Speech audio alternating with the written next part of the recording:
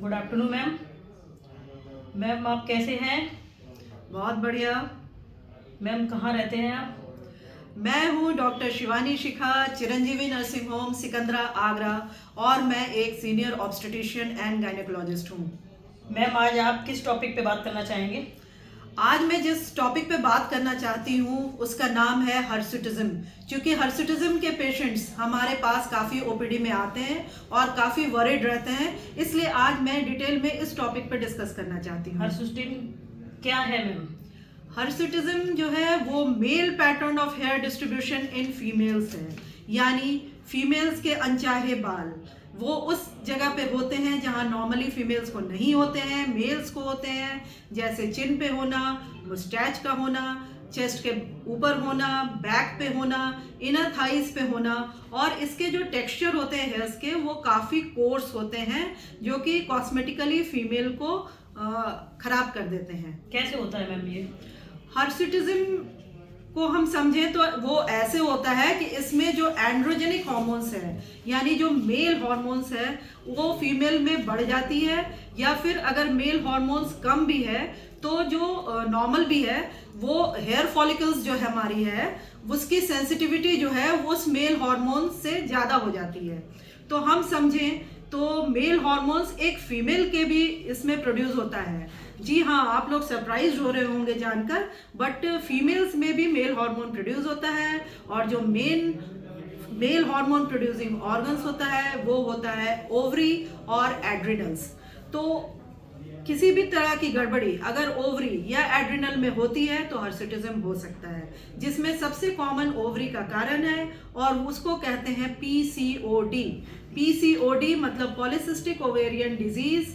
और इसमें ओवरी में, अंडाशय में छोटे छोटे फॉलिकल्स होते हैं, जिससे हमारे फीमेल्स में हार्मोन इम्बैलेंस हो जाता है, मेल हार्मोन का डोमिनेंस हो जाता है और हर्सुटिज्म होता है। इसके अलावा जो ओवेरियन ट्यूमर हुए, एड्रिनल ट्यूमर हुए, कॉन्जेनाइटल एड्रिनल हाइपरप्लेसिया हुआ, कशिंग्स डिजीज हुआ जो कि एड्रिनल कॉजेज है, इसके चलते भी हर्सुटिज्म हो सकता है। और सारी कारणों का जब कुछ भी कारण ना रहे तो ऐसे कंडीशन को हम लोग इडियोपैथिक कहते हैं, यानी कहीं कोई कारण हमारे सामने में नहीं आता है। क्या कुछ दवाइयों से भी होता है? जी हाँ, कुछ दवाइयों के सेवन करने से हर्सुटिज्म होता है, जिसमें सबसे कॉमन दवा जो है वो मिनॉक्सिडिल होती है, जो कि बॉल्डनेस के क्योर करने के लिए दिया जाता है। कभी कभी डायनाजोल, जो कि एंडोमेट्रियोसिस के कंडीशन में यूज़ किया जाता है, उससे हर्सुटिज्म हो सकती है। स्टेरॉइड करने के सेवन से हो सकती है, और फेनिटोइन के यूज़ करने से भी हर्सुटिज्म हो सकती है। क्या मेनोपॉज में भी हर्सुटिज्म होता है? जी हाँ, मेनोपॉज या रजोनिवृत्ति में महिलाएं कभी कभी हर्सुटिज्म का शिकार हो जाती है। इसमें जो फीमेल हार्मोन्स है, यानी एस्ट्रोजन का लेवल कम हो जाता है, और रिलेटिवली जो मेल हार्मोन्स है, एंड्रोजन्स, उसका लेवल बढ़ जाता है, और कभी कभी मेनोपॉज के बाद फीमेल्स को अनचाहे बाल अपने फेस पे देखने को मिलता है। मैम इसके लक्षण क्या होते हैं?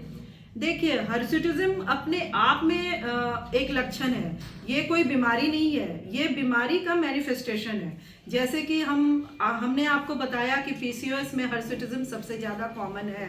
तो जो पीसीओएस के लक्षण हैं, जैसे कि मेंस्ट्रुअल इरेगुलेशन होना, मेंस्ट्रुअल इम्बैलेंस हो जाना, कभी देर से महीना कम आना, या फिर एक्ने हो जाना, या फिर बांझपन या इनफर्टिलिटी हो जाना, तो ये सब जो भी बीमारी के चलते हर्सुटिज्म हो रही है तो उसके लक्षण हमारे सामने आते हैं। किस डॉक्टर के पास लड़कियां जाती हैं?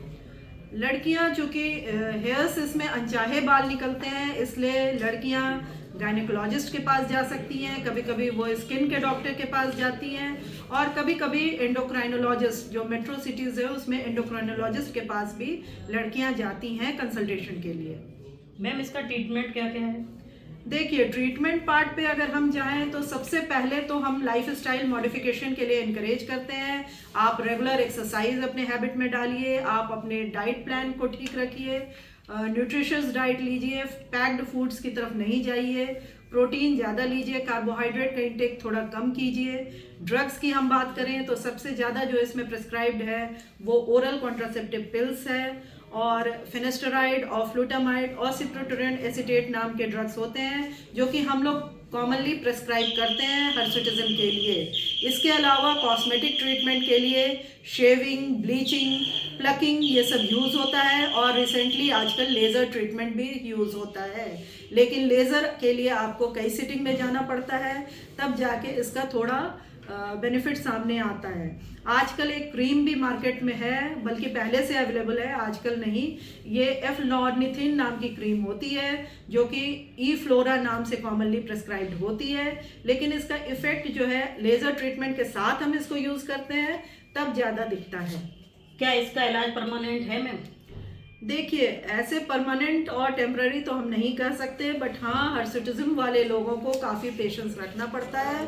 उनको कम से कम 9 से 12 महीने का ट्रीटमेंट लेना पड़ता है, क्योंकि ये हार्मोनल इम्बैलेंस के चलते होता है, और हार्मोन का मिल्यू अंदर शरीर के अंदर ठीक होने में और उसका मैनिफेस्टेशन रोकने में थोड़ा समय लग जाता है।